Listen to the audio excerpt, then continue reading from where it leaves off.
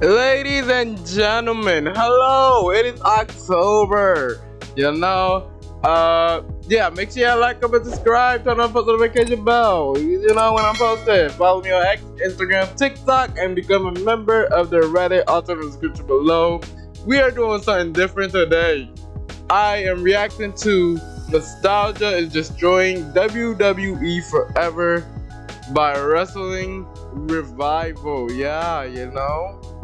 So, without further ado, let's lock in. Let's do it. WWE has built itself on moments, on memories, on legendary names that defined eras. But the problem is, when you keep dragging the past into the spotlight, sometimes you block out the present and crush the future. That's what we're breaking down. And trust me, you're going to want to stick around for this entire ride because we're not pulling any punches here. And before we jump all the way in, smash that like button, subscribe if you haven't already. WWE has always had this power to make fans feel something when the familiar theme music hits. The second that glass shatters and you hear Stone Cold Steve Austin's entrance, the roof comes off the arena. When The Rock shows up, it's one of the loudest reactions you'll ever hear. When John Cena's music drops, you can't even hear yourself think over the mixed chorus of boos and cheers. Nostalgia moments like these are priceless. They're part of what makes wrestling so special, because unlike other forms of entertainment, wrestling thrives on legacy. But here's the catch. Those pops, those moments, they don't build tomorrow. They just keep reminding everyone of yesterday, and that's where the cracks start to show. Think about the last few major shows. How often have we seen part-timers and legends take main event spots that could have gone to the new generation? We've seen The Rock come back, Cena return, Brock Lesnar walk in and steal the spotlight, Undertaker making symbolic appearances.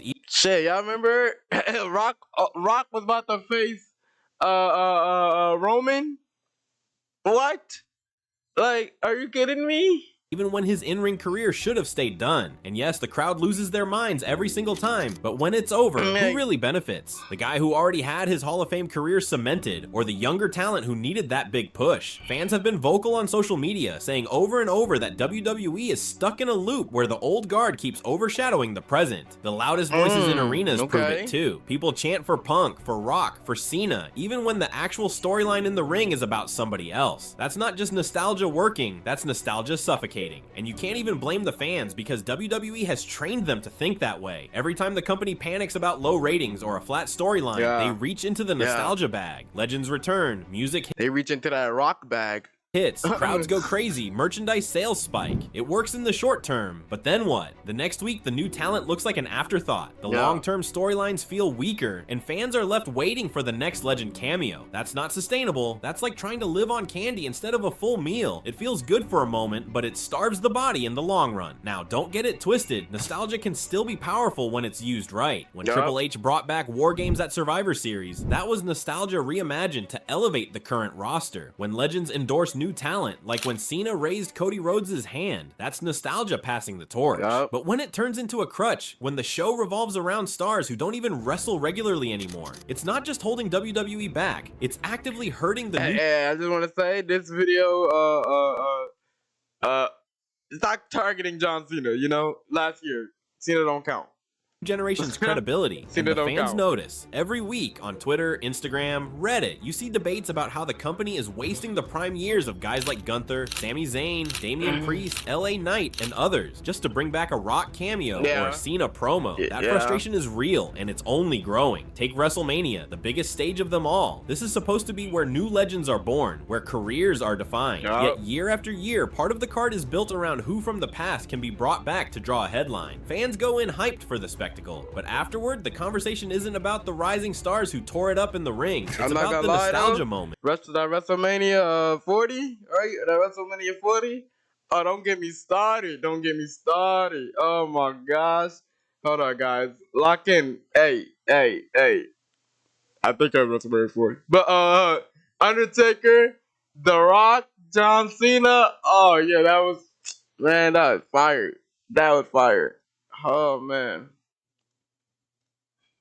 And if you're a full-time talent busting your body every week, that's got to be demoralizing. How do you convince fans you're the future when the company keeps reminding them the past is bigger than you? Crowd reactions prove the point even further. Go back and watch those live shows. Listen to the difference in volume. LA Knight's chants are massive, but when Cena or Rock shows up, it's like the earth shakes. That's the kind of imbalance WWE has created. It tells the audience subconsciously that the biggest stars are still from the past, not the present. And fans who grew up on those eras are split too. Some love seeing their childhood heroes again, but others are sick of WWE leaning on them because it feels like the current generation never gets their fair shot. Social media after big events is a war zone of debates. You've got fans tweeting, "That Rock moment gave me chills," and right under it, others replying, "Cool, but when is WWE going to actually push Cody as the true face?" The divide is real, and WWE has to answer for it. And this isn't just about legends overshadowing, it's about storytelling. Nostalgia creates quick hits, but it doesn't create lasting narratives. Think about it. You can't build a year-long storyline around someone who only shows up twice a year. That's why storylines like The Bloodline worked so well, because I can't wait for Braun Breaker to go and be a solo man. Oh my gosh. And the way, I don't know if he's going to turn on Rollins. I don't know what's going to happen. But, yo, when Breaker gets released, oh, yeah.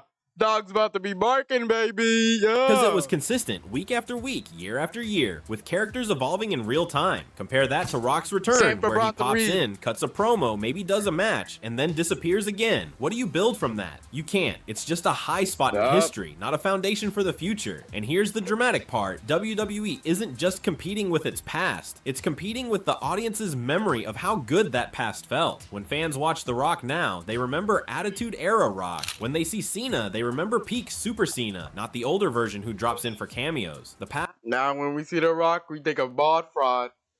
Damn shame. Damn shame. Past always feels bigger in memory, so no matter how good the present is, it looks smaller by comparison. That's the trap nostalgia has set for WWE, and it's one of the reasons so many people say the product feels stuck. But it's not all doom and gloom. There are positives when nostalgia is used strategically. Legends bring eyeballs back to the product, lapsed fans tune in, mainstream media covers it, and younger fans get to see the icons they've only heard about. Those moments create big money, and WWE is a business at the end of the day, so you can see why the company does it. The risk, though, is alienating the core fan base that watches every week and wants the new era to thrive. That balance is tricky, and right now WWE is leaning way too heavily on nostalgia as the safety net instead of investing fully in the future. Think about the names who could carry WWE if given the proper spotlight. Cody Rhodes has the look, the legacy, the promo skills, the fan support. Gunther is redefining what it means to be a dominant champion. Seth Rollins has been one of the most consistent workers for years. Damian Priest, Rhea Ripley, Bianca Belair, Jey Uso, Sami Zayn, LA Knight, these are the people who should be shaping the next decade. But when their biggest moments are constantly interrupted or overshadowed by legends returning, it stalls their momentum. Fans want to get behind them, but WWE needs to stop dangling nostalgia in front of everyone like it's the only thing that matters. And make no mistake, this isn't just about one or two shows. This is about the entire future of WWE's identity. If nostalgia keeps dominating, the company risks becoming a museum of its own past instead of the leader of wrestling's future. Fans already say AEW is better at spotlighting younger talent, even if AEW has its own issues. WWE can't afford to.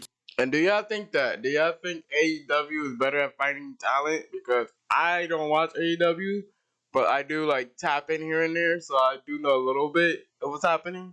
But yeah, do y'all think AEW looks for better new talent than at WWE? Keep feeding the idea that the old guard will always be bigger, because eventually the audience will lose faith that the company can ever build new legends. But what do you guys think? Is nostalgia the magic that keeps WWE alive, or is it the poison that's slowly killing it? Hit the comments right now and let's hear your take, because this debate is far from over. Because we're continuing this conversation with daily polls, fan debates, and behind the scenes insights you don't want to miss. This is more than just a video. This is a community, and your voice matters. The long-term cost is creativity itself. Wrestling thrives on unpredictability, but nostalgia eliminates that edge because everyone knows what to expect. When a legend's music hits, the outcome is usually predictable. Quick dominance, maybe a symbolic passing of the torch, or a safe finish that keeps the legend looking strong. Compare that to when a hungry new star gets their big moment. That unpredictability is what makes wrestling magical, yet WWE often sacrifices it for nostalgia comfort zones. Fans on Reddit constantly point this out, saying they crave risks, shocking swerves, or bold pushes, but the company plays it safe with nostalgia formulas instead. Social media engagement tells its own story. Every time a legend shows up, hashtags trend worldwide, clips go viral, and the internet blows up. But the engagement is fleeting. Within a few days, people are already asking what's next, and often there isn't an answer because the legends vanish again. In contrast, when the Bloodline saga dominated TV, engagement stayed consistent week after week because the story had layers and momentum. Nostalgia pops create spikes, but fresh storylines create sustained heat, and that's what WWE desperately needs more of. Another dimension fans often debate is merchandise sales. Nostalgia merch flies off the shelves because people love wearing shirts that remind them of their childhood heroes. That's a guaranteed revenue stream for WWE, but the danger is when merchandise strategy starts driving booking decisions. If Cena shirts or Rock merchandise outsell everything else, the company feels pressured to keep bringing them back, even if it slows down the rise of new stars.